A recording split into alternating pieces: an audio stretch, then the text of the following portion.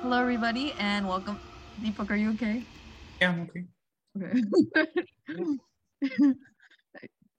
Hello, everybody, and welcome back to Chitalayam. The question we'll be answering today is how do you bring up environmental news without bringing the mood down? How do you talk about eco anxiety without getting the mood down? People always want to avoid the conversation. How do we do it without it being such a buzzkill?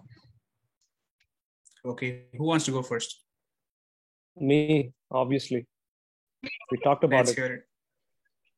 hear I mean, it sounds impossible because, like I've said all the time, just people with shorter attention spans. No one wants to hear us yap for 10 minutes talking about climate change.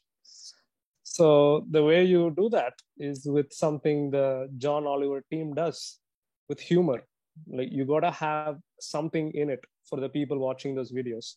You gotta have some entertainment. You just mix it in, just like how you feed carrots or broccoli to a kid or spinach. Kids hate spinach. How do you get kids to eat spinach? You put it in a shake, chocolate shake, and you give it. That's how moms do it. So that's the way to bring down eco anxiety, with chocolate milkshakes in the Brilliant. form of humor. Yeah, that's my answer. Yeah, so I agree with what Vyas is saying. So, yeah, he talks about how it's impossible. And, this reminded me of something I saw in How I Met Your Mother, where Barney Stinson says that all his life he's dared to go past what is possible. And the interviewer asks him to the impossible, and Barney says, actually, past that to the place where the possible and the impossible meet to become the possible. So that is where we need to go. And Ilakia, to answer what you said, so yeah, we have to talk about environmental news, and a lot of it is bad, but not all of it is. And I don't think the good stuff is getting nearly as much recognition as the bad stuff. For example, coal has probably already hit a peak, and the coal industry is close to dying. It is going to die in the foreseeable future, in our lifetimes, possibly within the next couple of decades. And oil and gas aren't too far behind. And these are the biggest causes of emissions. So there's a lot of good news on that. There's a lot of good news in terms of renewables and how much their prices have gone down, how much cheaper battery storage has become, and why they're gaining so much. And then there's good news on efficiency. Energy efficiency obviously makes a huge difference. There's good news on electric vehicles, which are picking up steam, and you will see a lot more of that by 2024 or 2025. A lot of new agricultural solutions are coming up, which we'll talk about in a future video.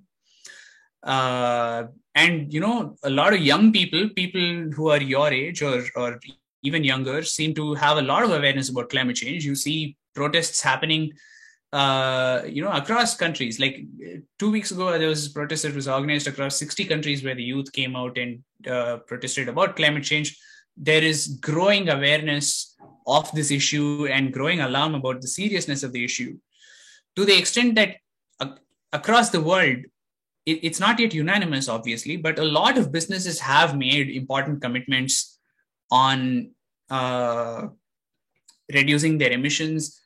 Courts are starting to recognize this as an issue, and there have been important rulings relating to companies like Shell and why they should reduce their emissions. Big companies like Facebook and Microsoft have made commitments on reducing their emissions. Several governments have spent more money on pushing clean energy. Educators are doing a better job these days in terms of there's a lot of denial about climate change, right? But in the younger generation, that's not as much of a factor. And a lot of new innovative solutions also are coming up in terms of preserving nature, in terms of how we can make this climate transition just for everyone. A lot of new thought has come into this in the last few years. Even the latest IPCC report that came out that talked about how catastrophic the situation is, that also had reason for hope, because it talked about how it is still possible to keep global warming under 1.5 degrees Celsius.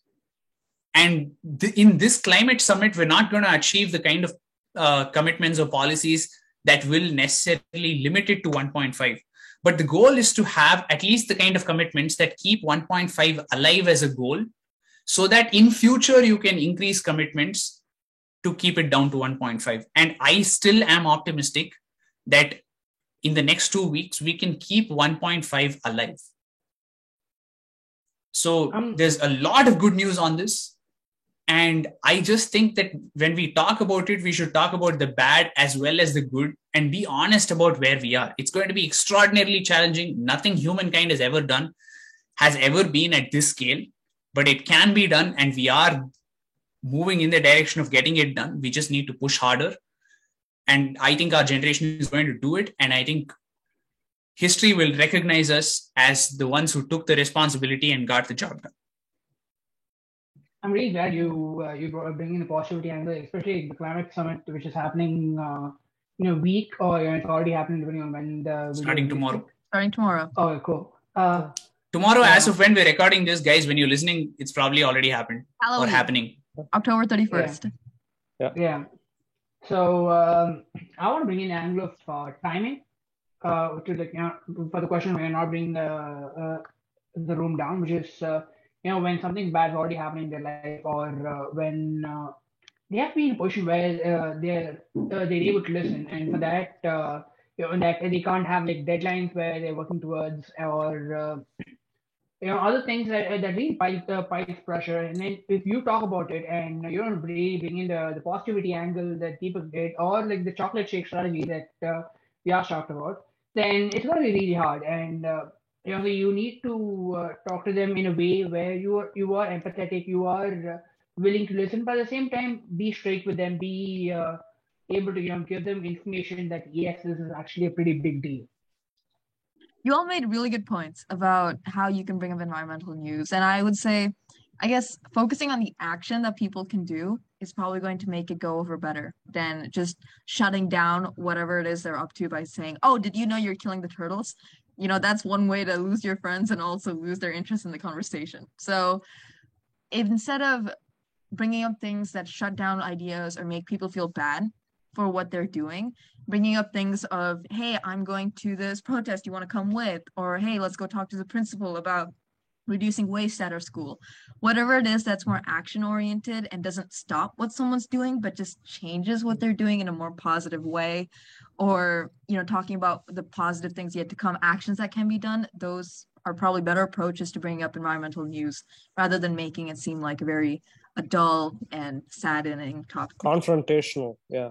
Confrontational. To your point, one of the biggest things individuals can do to reduce emissions is to change their diet, right? Is that something you would recommend that people do? The most high emissions foods, should they avoid it or consume it less? That's a very nuanced question. It depends on the person's socioeconomic status. I would say it's the biggest factor. Like, do you have access to foods that are lower emission? In some places, high emission foods are cheaper. So if you have less money, that's what you can do. There's the idea that veganism is more of like an elite. It's more expensive. It's a fact that it's expensive. Yeah, to have a vegan diet. Exactly, and to have a vegetarian diet sometimes too. Yeah. And so it's not easy to just say, can you cut out all high emission foods? It's if you can do it, but also eat enough to live and make sure you're getting enough good calories, right? Don't starve yourself because you're trying to live on just low emission foods. Brilliant. Akshay, you wanted to say something?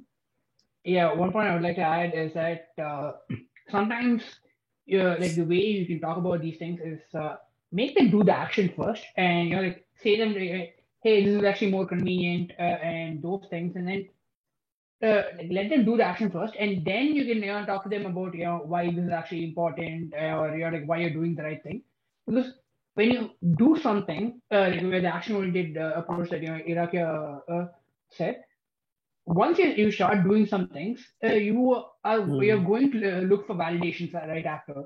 And when you're looking for validation, at that point you can tell them, hey, you're doing a good thing, you're doing this for the world and everything. Whereas, don't argue with them because they need to agree with what you're saying or agree with how you're looking at the world. Think about what they have to do, what their role is. You get them to do that role, and then the other stuff can be done later. Yeah, and appeal to their self-interest as well as their desire to be good and do the right thing. We've talked a bunch about how do you bring up the news about the environment, but how much of an impact does the news and other forms of media have on, eco-anxiety and how we're feeling about the environment? That's actually a very good question. Let's talk about that tomorrow. All right. See you all then. Oh, you're still here? Well, thanks for getting to the end of the video. Hey, while you're still here, make sure to like, comment, subscribe, and hit the notification bell to get new updates when we post videos. Also, make sure to check out these equally exciting videos as well. Have you pressed it yet? Come on, you have 5 seconds left. 3, 2, press it now!